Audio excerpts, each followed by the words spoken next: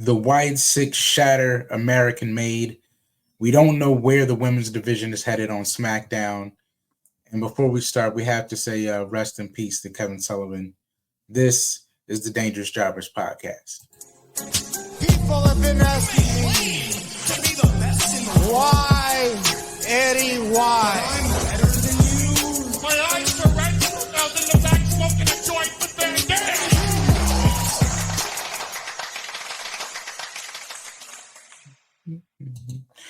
Yo, I am your boy, Stevie Jobber. And I'm your boy, Dangerous Duke. And welcome back to the Dangerous Jobbers podcast, putting wrestling over one podcast at a time. Yes, sir. And we are gathered here in the midst of some great fallout from this week. No AEW news to report. I did not watch AEW. I have nothing to report. We'll probably get to that after All In. For now, if you're ready for some WWE news, we will have a great 45 minutes, hopefully, if we don't go over. I don't think there's that much news. Yeah. I want to start on Raw with probably the biggest news as far as stories, but maybe not the most emotional news. We know the fallout of the Judgment Day is taking place. And as Damien came out to address Finn Balor on Raw, and Finn answered him, he kind of reintroduced the Judgment Day as him, Liv Morgan, Dominic Mysterio, JD McDonough, and Carlito. Left abandoned, of course, would be Damien and Rhea Ripley, the Terror Twins, as they call them. And this would play out throughout the night as towards the end of the night, JD would fight Damian Priest and the whole thing would erupt. And JD ultimately going down, I believe. Well, it was a DQ, but he ended up going down. Yeah. While the rest of the group got away. But it was clearly established that Rhea and Damian were going to be kind of a package from right now. And that the Judgment Day had now reformed under Finn Balor, even though there are no leaders and no egos. It's still kind of Finn Balor-y led. Where are you at on the Judgment Day, the new Judgment Day, where they're heading with everything?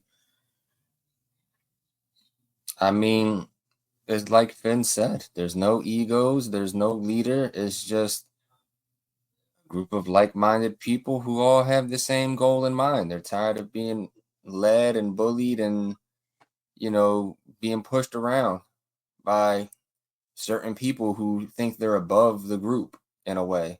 Nobody's above the Judgment Day. The Judgment Day is a cohesive unit that only cares about the betterment and well-being of each other. So I guess we're going to have to see where it goes from here with the Judgment Day and the Terror Twins. I feel like at some point the Terror Twins could get a little bit of backup because, you got the tag team champions in Judgment Day. They're going to need to defend those titles at some point. So I guess whoever becomes number one contender for the tag titles could potentially aid the Terror Twins. Now, who the number one contenders could be, we don't know. This is all fresh. It's all new. So we have to see. But it's gonna be a nice little few weeks, couple months to see what happens going forward. But I'm interested. I am, and I want to see what happens. I'm here for it. Are you still on the side of Judgment Day being the good guys? Or in the right, at least. Yeah, I mean, they got to be in the right, Damien felt like he was above everybody when he won the title. Didn't want help, but still needed the help. Mommy bullied Dom, basically their whole relationship, and he's happier now. So, I mean, I guess I'm on the side of Judgment Day because they weren't wrong. And we do love Finn. And we do love Finn. Moving on, Odyssey Jones helping out another well-known faction on Raw, the New Day, from the depths of obscurity with Final Testament, I guess. Odyssey Jones comes out to save them, and very interestingly, Xavier Woods seemed surprised. He seemed a little annoyed, honestly. Did you catch that from Xavier? Is that the vibe he was giving off? Is this originally? I thought maybe X would turn heel, just based off the declining success of the New Day, Mm-hmm. and he seemed determined to stir people away from that. But now that Odyssey Jones has suddenly appeared, and X doesn't seem all too pleased about, the saving of the New Day. I'm skeptical about where we head now. Are there going to be consequences? Yeah, I would say so, to say the least. Maybe some kind of consequences from somewhere. I will say with Odyssey Jones coming in, it kind of hurts me because now it has me thinking that maybe, possibly, we might not ever see Big E in a ring again. Because why else would you add a third man? It kind of really defeats the purpose. Is that what you think he's doing? I mean, he's been out for what, a year now? Over a year? It's been a long I time. think over a year. And the last time somebody was out for over a year, it looked like they really weren't coming back. A la Randy Orton. But yeah, so I'm kind of nervous. And not nervous in a good way. I hope that's not the case. I hope I'm wrong. But it's definitely odd. It's an odd pairing. Well, I think that X is kind of supposed to be us in a way, and the way that he's skeptical about it. Like, what is this supposed to mean? You know what I mean? Is this a replacement thing? Or why are we Mhm. why are we adding why are we adding to this group? Did you enlist his help? Like, what's going on here? And they Well, they quite they quite possibly could be doing that. They probably could err on the side of, I appreciate the help, but you're not E. They could they probably or Xavier. no, like Woods could be like that to Odyssey Jones. Be like, I appreciate the help and everything, but you're not Big E. You won't be him, Hmm. and maybe that could be a way you get him healed because he don't want to be replaced or he don't want to replace what he once had. Hmm.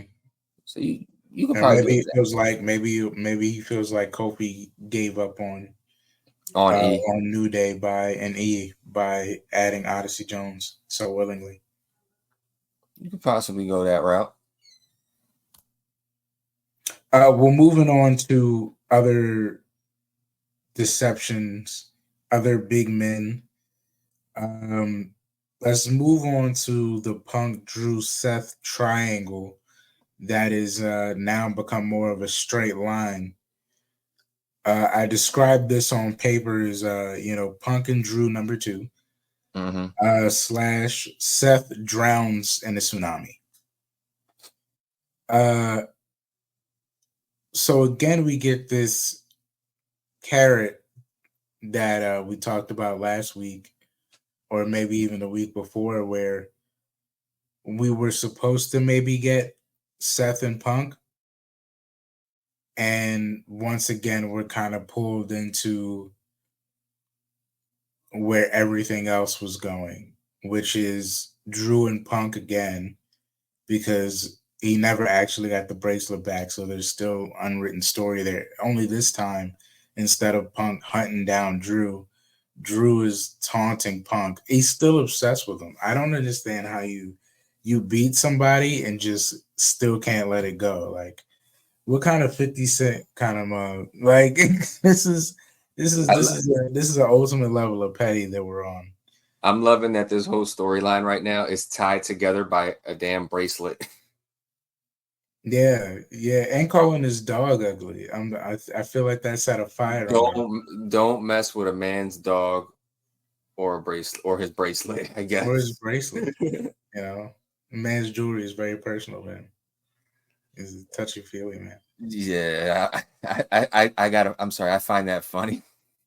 But in the midst of the Seth and Punk promo that we were getting, Drew interrupts and taunts him about this bracelet, and Punk can't take it. He leaves the ring to go chase after Drew, leaving Seth in the midst of a totally unexpected Bronson Reed, which it was foreshadowed earlier in the night, but still kind of took me by surprise once it happened. So for a while, and credit to the writing staff, for a while, Big Bronson Reed was caught in the mid card shuffle of jobbing out to whoever or winning and it meaning nothing in the grand scheme of other stories or constantly Mm. getting caught up in other people's BS. And it's caused character shifts for people like Butch, people like Braun Breaker more recently. But up until this point, Bronson hadn't really made a move. And after this bout with Sheamus being, also mixed in there with Pete Dunne and the Shillelagh and everything, he went up to Adam Pearce, who I have to say is doing a terrible job in maintaining control on Raw. Just abysmal. I mean, back in the day, Vince would have already fired this man. Things are far out of control, and nobody seems to be able to get any straight answers out of Adam Pearce. And everyone just starts. I think Braun not making an example out of Braun Breaker has had horrible repercussions because I that mean, now. you quite possibly could be right. Braun Breaker didn't get the example made out of him the right way, and then he got rewarded with the Intercontinental title. You can understand why people would be doing what they're doing right now. So I think that prime example leads Big Bronson Reed to go to Adam Pearce and basically say it's clear that you're just not going to do anything about what I deserve and what I should be getting and how I should be treated and any just general control around here. So I'm just going to have to make an impact. And if you're looking at Braun Breaker, you're like, well, I guess that's exactly what you have to do. Only Big Bronson Reed decided to go all the way to the top of the ladder. And in the midst of Seth being alone in the ring, watching Punk fly off the handle after Drew McIntyre, he got hit with one big boy. And Several that times. big boy went up to the top and flew down several times. And it didn't look good once. Every single time it looks devastating. It was Yeah. like Vader doing the Vader bomb again and again and again and again. Yeah, I mean, It was crazy. nobody was gonna stop him. Who's gonna And stop him? nobody's gonna stop him.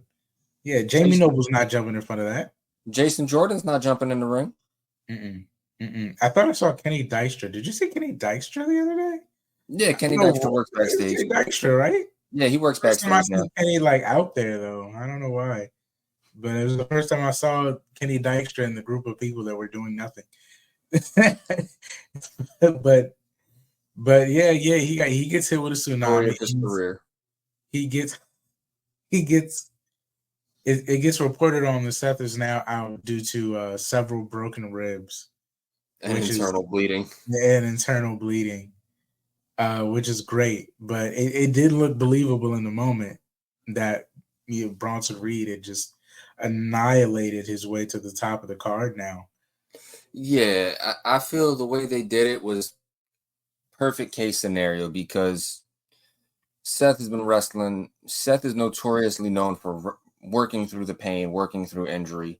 He's done it his whole career, basically until his body gives out. He did it for Mania season. He worked through Mania season and basically worked through injury. Took a little bit of time off, but it's still Seth. You can't keep him off the card entirely. So what do? You bring him back for SummerSlam. You make him a special referee. Very minimal contact. I think he takes like maybe one bump at Mania, or not Mania, at SummerSlam. Yeah, maybe one. Yeah. Yeah, took the GTS and that was it. And then next night dealing with the CM Punk stuff. How do we get him off of TV again for a certain amount of time? Just crush him with a big guy 7 times. And Yeah, that's really all it took.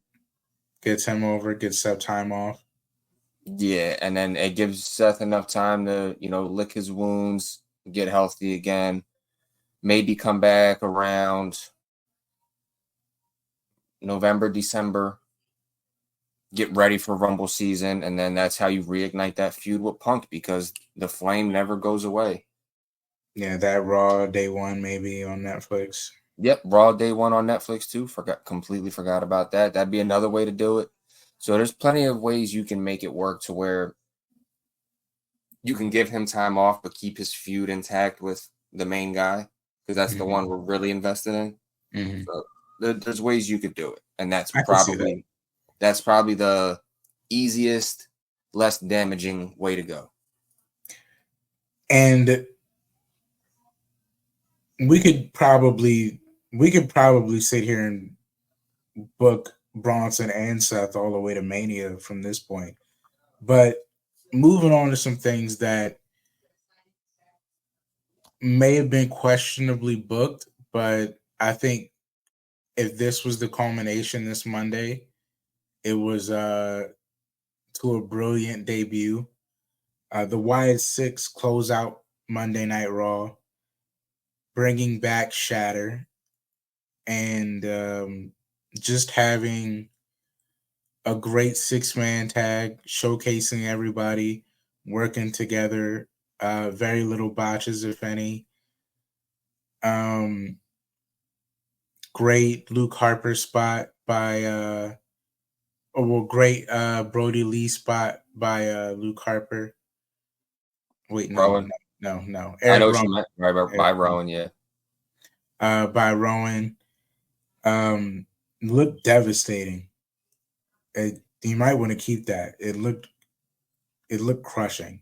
It looked unsafe. It looked unsafe. It looked unsafe. It looked like he might have really squashed that guy. But they had a great showing. They hugged in the ring after the match. And it was just a great win. I thought everyone in this worked well together. Everyone in this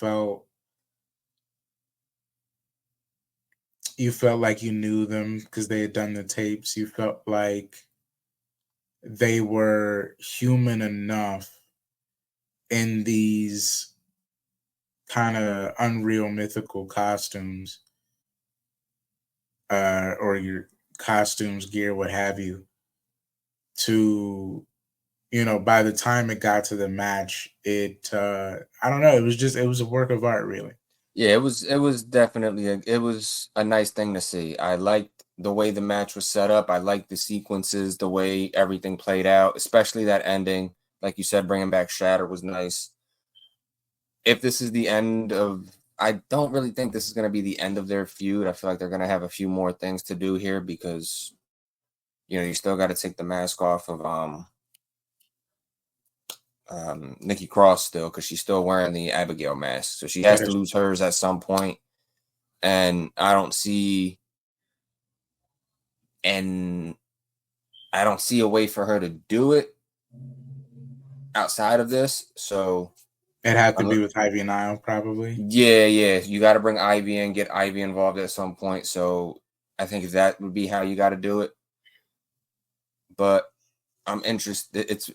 I'm very interested, and I hope everything goes good with this group because everybody has, what's the right word here? Everybody has a sentimental investment for this group. So there's like very little margin for error when it comes to this. Yeah, I think you said it. There's a lot of sentimental momentum and value in this group to be finally booked the way we all thought Bray should have been booked. And I get that there was a lot of factors that may have been involved in that, but just to see, I have a lot of confidence in Triple H running the show and it not being, and maybe Bo not having the same creative difficulties that Bray had, them being able to flesh out something that is heartfelt, effective, and booked well. Finally, which I think would just be the happy ending in itself. You know what I mean? Not that there's a lot of expectations on my end, just that they're booked efficiently. Yeah, and I think that's the main thing. It just has to be efficient. Speaking of things with sentimental value, Tuesday I was devastated. My heart is broken.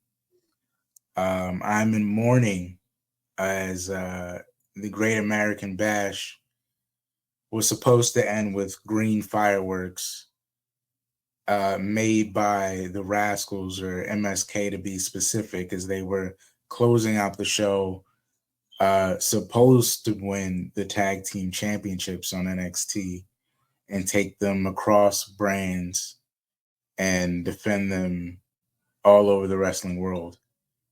And this did not happen, as somehow Axiom and Nathan Frazier beat them. Why are they still the champions? Which is what I said. Okay, because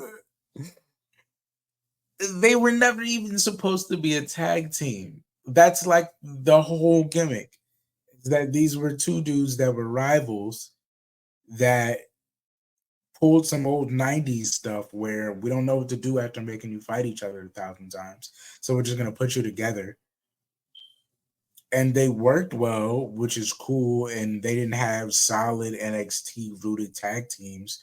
So they chose them for the time being until they figured it out. But now you have a great promotional opportunity for your tag team championships. And the Rascalz lose. And I'm like, all right, maybe don't give it to them right away. Okay. I mean, all right, whatever. But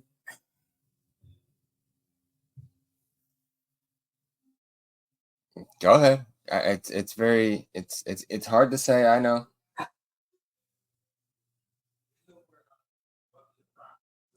But then Wesley kicks Trey Miguel in the face. Yeah. And kicks Zach in the nuts and starts going on about how they left him, or specifically Zach. I mean, Trey was just kind of caught in the crossfire. I felt like he was unfairly dealt some mad damage. But he takes out both of them, slams Zach's head into the steel steps, puts Trey Miguel through a barricade. He keeps going on about being left alone and being at his breaking point, and I guess his trauma boiled over, and him not being able to get the titles back was the last straw. Whatever motive Wesley has,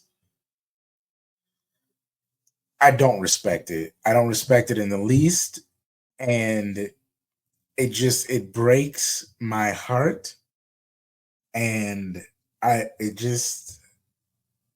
in shambles. I am a wreck. Look, I'm gonna break it down for you. Throughout the time you and me have been wrestling fans, throughout the time you and me have been friends, we have always been honest with each other when it comes to wrestling, right? Right. I've always been the face. You have always been the heel. That's always how it's been. Suck it up, Buttercup. They had that shit coming. You can't tell me they didn't have it coming. What? Get out of here, man. Wentz just gonna leave his man high and dry at NXT all by himself. he gonna mess up in NXT to where he gotta go to greener pastures and then expect to come back and expect everything to be okay? No, he deserved that kick in the gonads, and the other man deserved that kick in the face for just being there. Mm. You thought you could replace me on the outside? You was wrong. That ain't how this goes.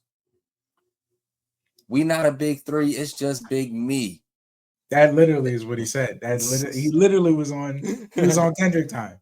He was on That's Kendrick exactly time. what it was. No, in all honesty, though, in all seriousness, I'm right there with you. I don't know why they would do this. Why would you do this? It's a bit of a head scratcher for me. I'm Sean's running NXT. I'm hoping he sees a bigger picture here of something he can do. I hope this wasn't Sean's idea. Yeah, I'm hoping whoever's idea this was has some type of light at the end of the tunnel, because that was Like, a what no-no even decision. is the payoff? Like, yeah, that decision is a no-no from me. Because now, like, what is this result in? Like, is it Zach versus West? Yeah, is it gonna be Zach versus West? Because we don't even want that. I don't even want that. Like, man, West versus Trey, maybe. I mean, maybe that. Maybe because Trey's the singles guy over in TNA, but you fighting for Zach now? Like, I don't know, man. This is custody. This We got a custody of Dom match. Maybe are we gonna get a custody of Zach match? I don't know. This is crazy, man. Unless there's some bigger payoff here where Zach's gonna turn heel too and just say the kick in the nuts was all a trick. They're better. There's got to be something. There's got to be something going on. And I thought to myself, maybe because after they didn't win, I knew something was gonna. It had to be, because they were booked like this was it. Like everyone and their mama was, this is happening. This was gonna happen. They're gonna win the belts. They're gonna defend them across. That's gonna be the promotion. TNA and NXT together as one team, cross promotional. Made all the sense in the world. I thought maybe after they lost, maybe the three of them would turn heel and just beat down Axiom and Nathan Frazier, because they were already heels on TNA before this. So I was like, maybe they'll just be heel Rascalz, and we'll get a full trio of heel Rascalz for the first time, because they've done the good guy gimmick. But no, West had to break it up. I'm just I'm just heartbroken. It's hard. I don't know what the direction is, and honestly, with Ethan Page being tied up in Oro Mensa from Metaphor, and that not being quite as important as anything else, with who's North American champion right now? I'm not super invested in that. I'm not super invested in the women's title until AJ Lee comes back. Because at this point, I'm like, Roxanne's just beating everyone. Yeah, I feel like either that or Cora Jade, maybe. Or Cora Jade, unless they're waiting for Cora Jade, yeah. Like, I'm not really as interested in any other story. Even Trick just got beat by Pete Dunne. I don't even know where that's going.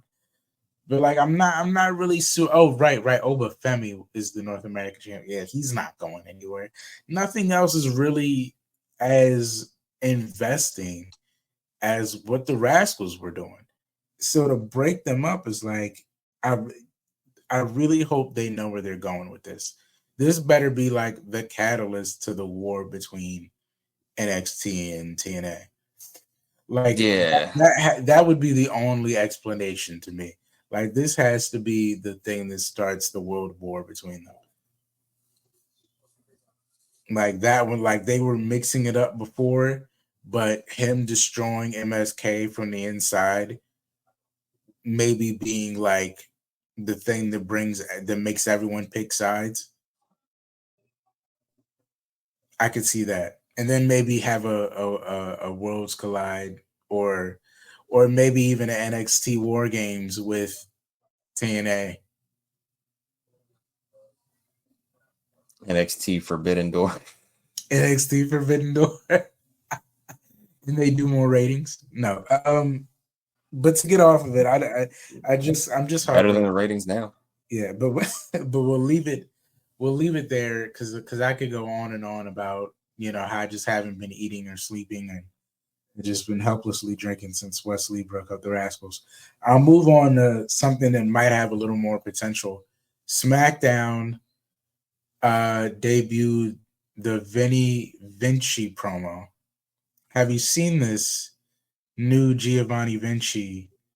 The Triple V is his new nickname is Vinny Vinci or some I don't it's I don't know it's some Triple V thing that they're doing that sounds like Hunter Hearst Helmsley but not like and he's literally dude he's like Paul Levesque if he was what's his gimmick? Is he the instead of the Connecticut blue blood, is he the German purebred? That's like what it is. Like he's in a suit, and all three of his things start with a V, but they still named him Giovanni Vinci. So it's like, are you? What are we doing here? Like, what is this? Vinny Vinci. Yeah, it's like literally that's like what it is. It's I think it's like Vinci, I don't know, Vinny Vinci. It's something. It's one of those. It's Triple V. He just doesn't have a ponytail, but if he comes out and bows, I'm gonna lose my mind. The letters are like fancy and everything. It's ridiculous. They literally like took the Paul Levesque and just put it on Vinny Vinci. So I guess you had to find something new for the guy. He had to do something different. You move him to a new show. So you can't just let him be the same Giovanni Vinci that he was in Imperium. Mm-hmm. You got to give him something new. And I'm not invested in it. Vinci as a character was my least favorite of the three in Imperium. I'm pretty sure he was everyone's least favorite of the three.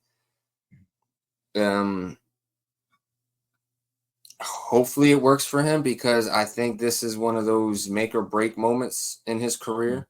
If this doesn't stick or this doesn't do well, they're probably just going to send him back to NXT or show him the door.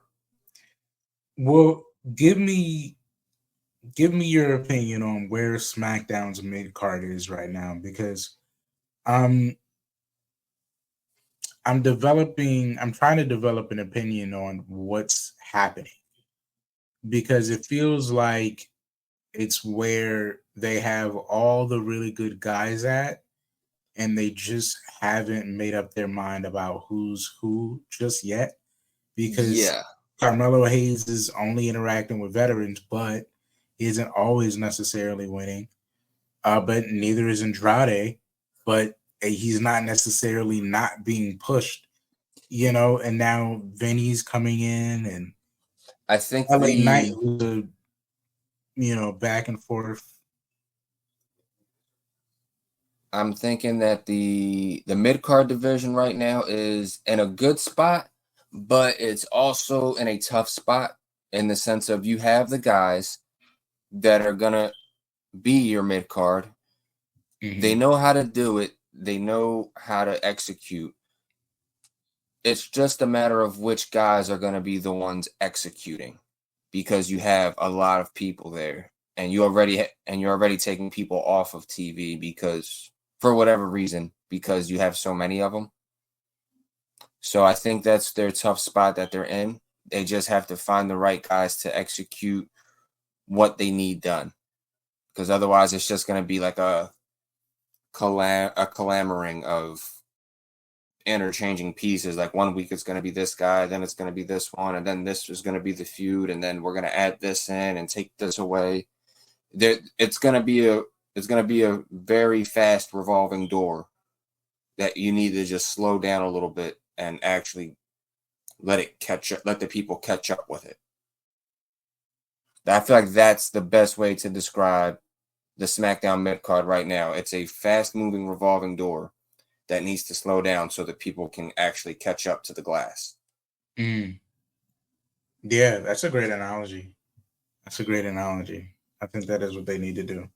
They just got to find a way to showcase. So I think that's the bad part about not having as much enhancement talent. I think it's Yeah, just that now you have to maintain everybody's hype, but you also have to choose the next guy without hurting any of the other guys. I So would I would describe it as SmackDown is that revolving door that's moving too fast. Raw is the escalator. mm, Raw's mid card is like an escalator. Like it's yeah. going, it's gonna get there. You just gotta wait for it to get there. And then SmackDown is just it's going so fast you don't know where it's So, gonna so, stop. Or so maybe I'm wrong about how Pearson and Nick Aldis are running the show, because by your analogy, Pierce has a reckless system. Things are never going well on Raw, but that mid card division does sort of run on a system where everyone's moving up, and people just hit their peaks at different times. yeah, and it just might be that they don't like the pace. They just want to on Raw. Everybody does move up, but maybe they just don't like the pace that they're moving. Maybe they want to be in that revolving door of SmackDown. Mm-hmm. Mm-hmm. Yeah, and And maybe the SmackDown, people on everyone's kind of at the same level, but no one knows who's up. yeah, maybe the people on SmackDown just want to get on the escalator, and the people on Raw want to go through that super fast spinning door. Well, I'll talk to you about somebody that doesn't even think they're on the ride at all. Kevin Owens, who, to his credit, I'll be honest, there could be an argument that he kind of hasn't done anything to earn this shot besides being Cody's friend. And I can see how that could create some bad press for you in the locker room. But before Cody was interrupted by Solo Sikoa, who had much bigger things to deal with, I don't know why he was out there trying to talk to Cody like that was his issue tonight. But Cody sure checked him and got that out of the way. Cody wanted to fight Kevin Owens at Bash in Berlin, to which Kevin was very reluctant and thought he had done nothing to earn it. And there was plenty of people in the back that should have had a shot before him. And I'll be honest, I'll be honest, and then I'll ask you what you thought about it. It caught me off guard. Not that Cody chose him, but that he was so reluctant to take it. And some people could say, "Oh, well, they're friends or whatever." But I was much more on Cody's side here. Like, Kevin Owens is the prize fighter. That's who he is. He's a prize fighter. He does not care. He does not care about rank. He does not care about who's in line to do or who's earned anything. I care about getting to the prize fight and winning the prize. That's the whole gimmick. Yeah. So it did strike me odd that he was like, "I've done nothing to earn this." Excuse me. That's not what your character is based on. You're normally the Kevin Owens I know would have been like, "Are you sure? Because you my man, and I'm gonna turn up on you in a second if you're serious about this." And then I would have expected him from that point forward to be like, "All right, well, you're gonna get killed, Kevin Owens, until Bash in Berlin." Yeah, and then kind of go from there. So I was confused because I thought, has Kevin Owens lost himself and So what he stood for? so I was watching this segment with brother-in-law at the time, and he said what I was thinking as he's watching Kevin Owens. And this is where I dropped my curse word in. Stop being a bitch. You Kevin Owens. So shout out to brother-in-law Tone on that one, because that's exactly what I was thinking. Stop being a bitch. You Kevin Owens. You know who you is. Get in there and do your business. Yeah, That's where I was at. I hope that's the general consensus. I hope everyone is just like, Kevin, get off your ass, you know? Yeah, like you know what you're doing. You know this ain't you. Thank you, but no thank you. No, I don't want it. I don't deserve it. Okay, if you don't deserve it, you point me in the direction of the guy who deserves it then. Mm-hmm. You don't deserve it, you point at somebody who does. Because you sounding like a baby back bitch. And so that was a throw. That was a through line throughout the night until Kevin heard that Roman was going to get the opportunity, and he gave this whole big speech that kind of tricked himself into getting the match because Nick heard how passionate he was about the locker room and the people that have been there every day, and decided if you're that passionate about it, then it should be you. So a very unhappy Kevin Owens is going into Bash of Berlin with Cody Rhodes. And I'm not sure if Kevin is going to lock in and possibly, I don't think he's going to turn heel. We still have to get to Survivor Series. So what is the story beat coming out of this? Put on an exciting match. Find yourself. Be the Kevin Owens that we know you can be. No, don't even be fight Owens fight. Be kill Owens kill. Be the Kevin Owens that you need to be. With great power. Yep, with great power comes great responsibility. And your responsibility is to be the asshole that we know you can be. I would like to see it. I would like him to bring back his roots, even for a moment. You know, It would be nice. It would be nice to get that old Kevin Owens back. Go clean them skeletons out of the closet and tap into that killer that's in there, because I know he's there. We all know he's there, and we want him to come out and play. I realize we missed a point, but I'm gonna get to it right before the Roman stuff, so it's on my mind. We have to talk about the women's division,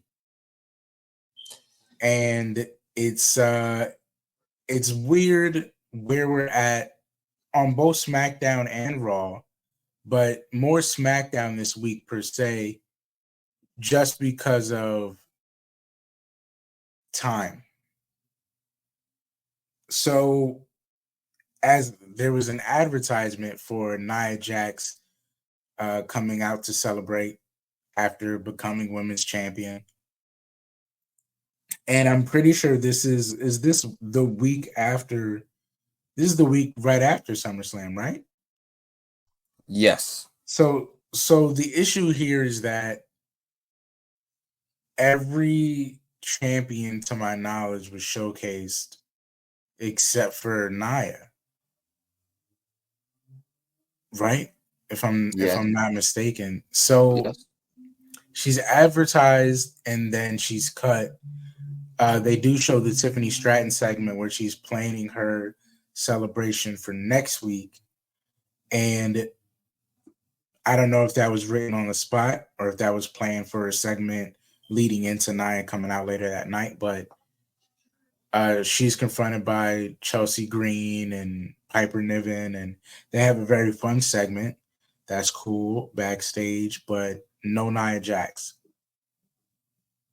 And it was noted that the trios match or the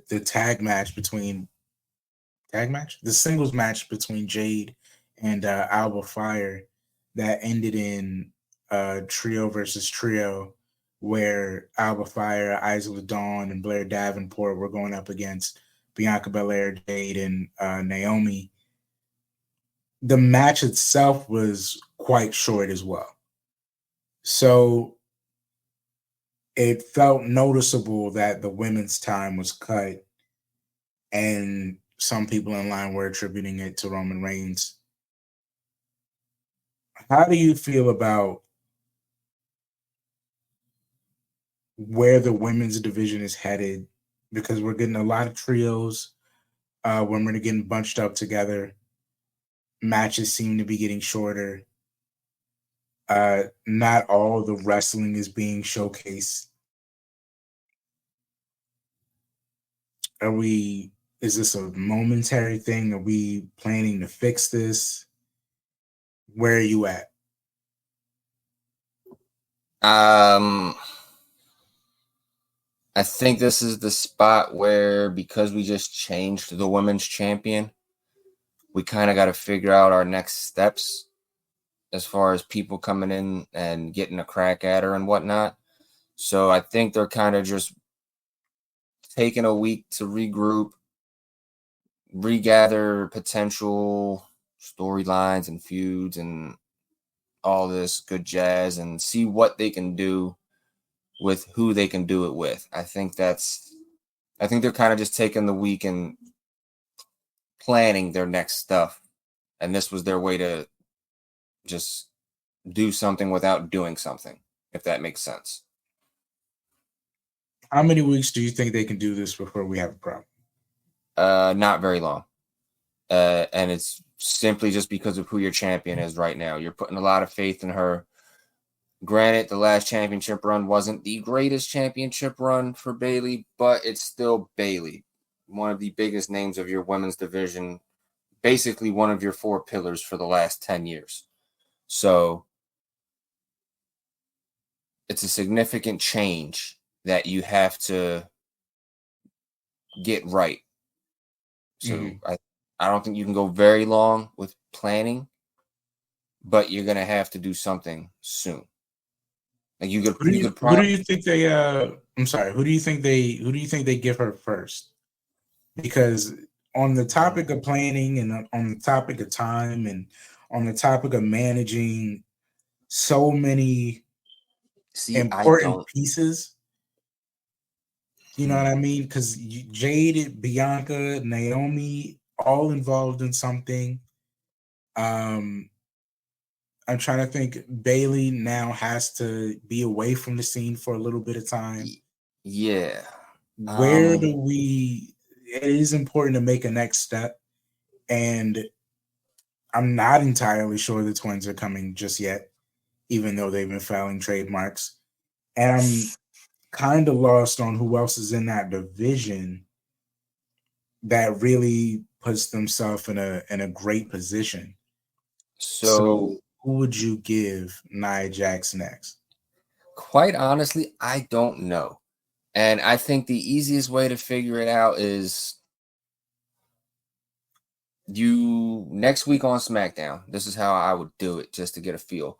Next week on SmackDown, get like, I don't know, 4, maybe 5 women together in the ring, all saying they want to crack at Nia.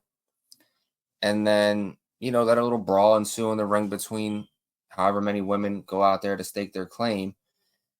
And then you just say, you know what? Everybody wants a shot. Everybody's going to get an opportunity. So here's what we're going to do. 20 woman, 15 woman, however many women, battle royal.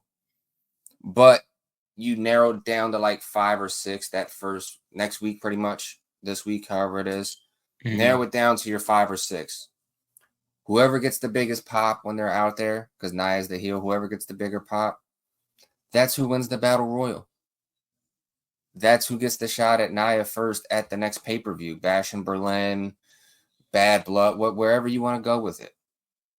They gotta start booking you, man. You got some great booking idea. That's a great way to get a lay of all the women at once and kind of plan your next steps. And quite honestly, as I'm saying it, I think Chelsea Green's going to get the biggest pop. Is Chelsea Green going to win against Nia? Hell to the no. But she's probably going to get the biggest pop out of everybody, because when you think about it, Chelsea Green, Naomi, Jade, Bianca, it's going to happen. They're going to be the ones that are getting the pop right now. How long do you think they can go without putting a title on Chelsea Green, without putting the world title on Chelsea Green? Do you think, because I feel like there's a limited amount of time before she reaches LA Knight capacity, but that's exactly do something. And that's exactly what it's going to be. She's going to be female LA Knight 100%. It'll be at least a year before she gets a title, at least the singles title. It's going to be at least a year. But she is in that LA Knight stratosphere of aura. She's in that LA Knight aura right now. Like, everybody likes her. They like the character. She's not annoying anymore. It's just the right amount of stuck-up snootiness that's entertaining, that we like. Yeah. And plus, she gained a lot of respect for Money in the Bank for taking them crazy bumps that she took. So it's going to take about a year. She's going to be on that LA Knight wave of up and down and going left and right and everywhere else. But she's going to get her time. It's going to come. She's going to be a champion. It's just a matter of building to it and waiting for it, because when it does happen, it's going to be amazing. And speaking of building to and waiting for, we did skip a Raw topic that I want to bring in as we talk about the main stories and the big happenings at the very end of the pod. On Raw, as Gunther made his entrance and was getting ready to do his promo and talk about his next steps, introduced by Ludwig Kaiser, who I hadn't seen in quite a while. Very happy to see him back. He was interrupted by a snake of sorts, a viper, if you will, one Randy Orton, who wanted to play back the tape and remind him of what got him there, and how there might have been a little bit of gray area between the outcome, and that there would come a time when Randy Orton would come a knocking, when the rent would be due. And at Bash of Berlin, we are getting Randy Orton versus Gunther as the first defense for the World Heavyweight Championship.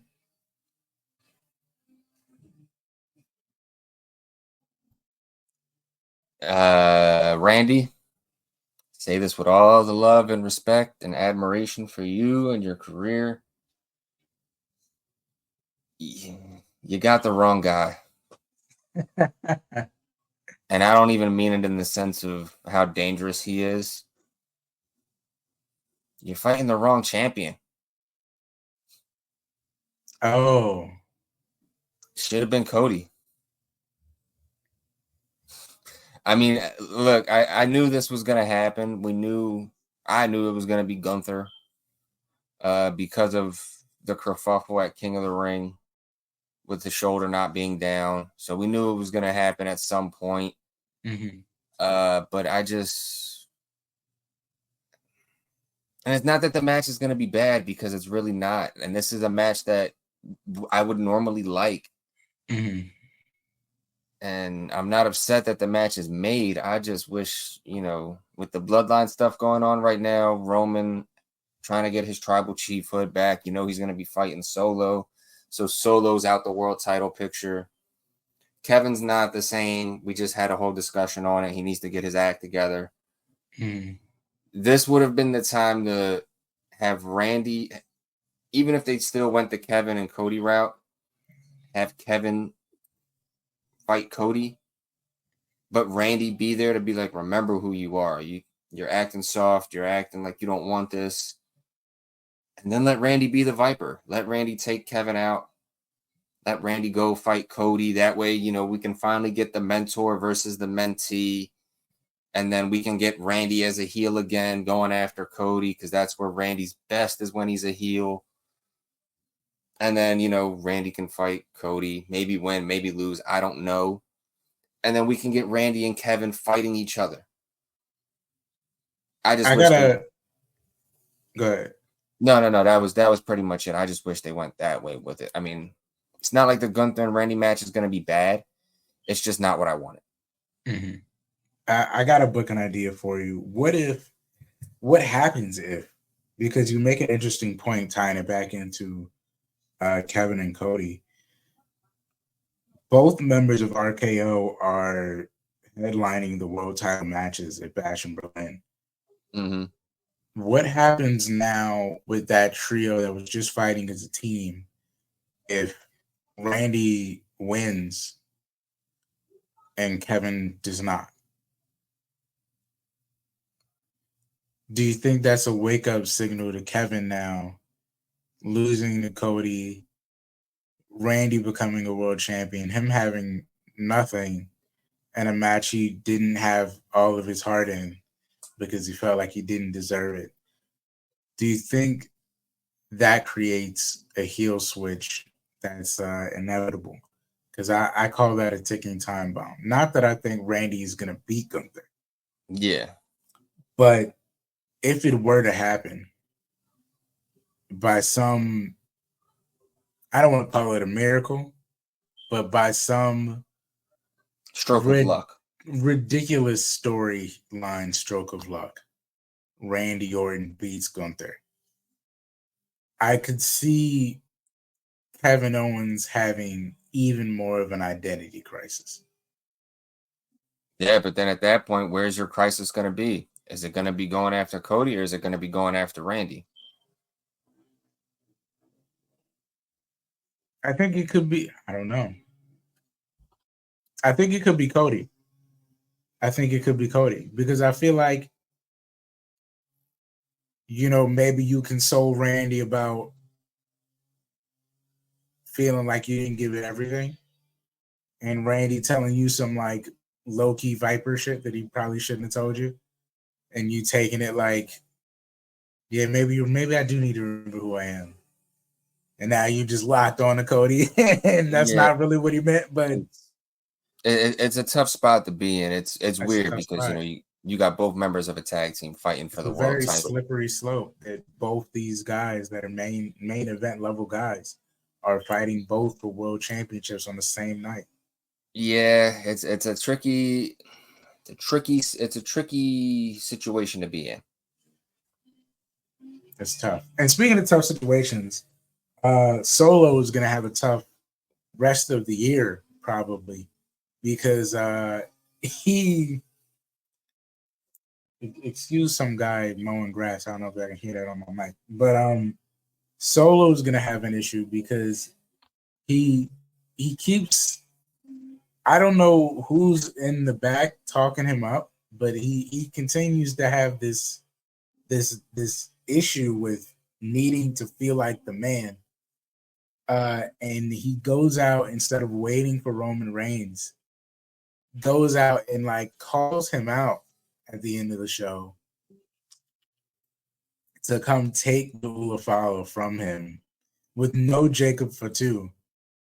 So I don't know why he was talking spicy like that. Yeah, I mean, dude, when you don't got, you got the Gorillas, but I mean, without Jacob, he's talking a little spicy out here on the streets, man. And we can't even say he has the Gorillas anymore. He's got the Gorilla and he's got Donkey Kong and Diddy Kong. Don't call Diddy Kong. Look, and you know I'm right because you knew which one I was talking about. There's a reason I only have one of their figures and not the other one. Like, is he cleared to wrestle? Can he actually go out there? Tangaloa? Yeah, it's his eye patch. He's wearing an eye patch. All right, man. He can see. He just doesn't feel as effective. Like, I don't know. Maybe he's not Tangaloa. Maybe he's Camacho still. Since he came back since I've seen him with that eye patch, man, I'm just like, these aren't even. He went from the bike to the eye patch. This does not feel like when the OC showed up. This is not. It's not as effective. He's not as intimidating. But it's clear. But I mean, hopefully that turns around for him. I don't want that to be the status quo. I don't want him to end up Jimmy Uso in this. But it was just him talking spicy without Fatu. And Roman basically came out there and just cleared house. And I feel like they ended it there. That was how the night went off. Solo took his he escaped with his Red Hot Chili Peppers, and it's funny that they're fighting over chili peppers right now because that's what the lay looks like. It doesn't even look like an actual. But Solo probably has another trick up his sleeve, or someone has a trick up their sleeve that they're not disclosing right now. because there's still a Samoan waiting in the wings to come in that's officially signed, and it's just a matter of whose side he's going to be on. Oh, you haven't heard that, have you? Whatever Samoan that they have signed, it's yet to Oh, you debut. don't know? You haven't No, seen it? I don't know. I don't know. Okay, well, I'm going to spoil it now for you here. Then I'm sorry because he's out of New Japan already. Haiku Leo is signed with WWE. Oh, he officially signed. Yeah, the big tall one, the big tall guy. Okay. Yeah, he's officially signed. Is he the fourth? He might be the fourth. We just haven't seen him yet, but he is officially Depends on signed. what side he's on. Yeah. Did that just happen? Within the last couple weeks, yeah. Last couple of weeks? Mm-hmm. Hmm. Because he's not in New Japan. He's gone. They said he finished up what he had to do over there. He's signed officially. They're just keeping him in the wings. Haven't officially said if he's NXT, main roster, nothing, but he is signed with the company. Okay. I don't know, man. Because he's back in the States. He could be Solo's fourth Yeah, for the time being. Yeah, because he's back in the States already. I could see him coming in being the fourth because then they would have like an all Bullet Club trio or former Bullet Club trio from Japan as Solo's guys. And Solo already looks like an anime boss for like for like a Samoan anime drug boss. So him being surrounded by like 3 Japanese Samoan gangsters. Yeah, and then maybe Fatu could come back in as actually on Roman's side. Yeah. Who knows? There's a lot to be done. But I didn't know that. I didn't know Hikuleo got signed. Yeah, he got signed. Yeah, so now all of King Haku's boys are officially WWE bound. That's fire. That's fire. Speaking of that, Mark Henry's son has been signed. Yeah, I saw that. And I heard that next MLW pay-per-view, the Anderson boys are debuting in MLW. Yeah. So a lot of lineages coming through. Mm-hmm. Last thoughts on Roman cleaning house, and then we'll wrap up. I fully expected that to happen. We knew it was going to be a thing that he did as soon as he came back. I'm more interested to see what happens next week or this week coming up, because he's going to actually speak, they're saying. And they're in Orlando, so, SmackDown in Orlando, Roman's a Florida guy. They got to make it significant, something, yeah. Mm-hmm. So I'm excited. I'm very excited. We'll let them cook, man. Yeah, that's literally what it is. I was gonna say that's literally what it is. It's a let them cook moment. And if you've made it this far with us, guys, give us a like, give us a subscribe. It's been longer than we had planned, but thank you for listening this far. If you have, follow us on all platforms. We got a link tree somewhere in the description where you can find all the different apps we're on. We're on all the X's and Instagrams and TikToks, and we even got a website, dangerousjobberswebsite.com. If you're listening on YouTube, we got Spotify. If you're listening on Spotify, we got a YouTube. If you're listening on Apple, we got all of those things. So just follow us wherever you can. Keep up with us. We always got new stuff coming out. We always got new stuff we're cooking up in our heads. And thank you for lasting this long. It's been a full hour. We're friends now, I would hope. Yeah, we absolutely are. Comment on something, find something, follow us on something, tell us what you thought, what you disagreed with, what you agreed with, and we appreciate it, man. Yeah, we definitely do. And before I do our usual sign off, I'm gonna throw one more nugget in here and throw a congratulations out there. As we all know, the Olympics are in full swing, and WWE has themselves another gold medalist, because signed to the name, image, likeness program, female sprinter Masai Russell won the 100-meter hurdles and got the gold for Team USA. Oh, wonderful. So congratulations to Masai Russell for winning the hurdles and getting the gold for Team USA. Congratulations to her. Congratulations to everybody who won a gold medal. Just wanted to throw that out there. But that has been the Dangerous Jobbers podcast for this week. Make sure you guys stay up. Make sure you guys stay blessed.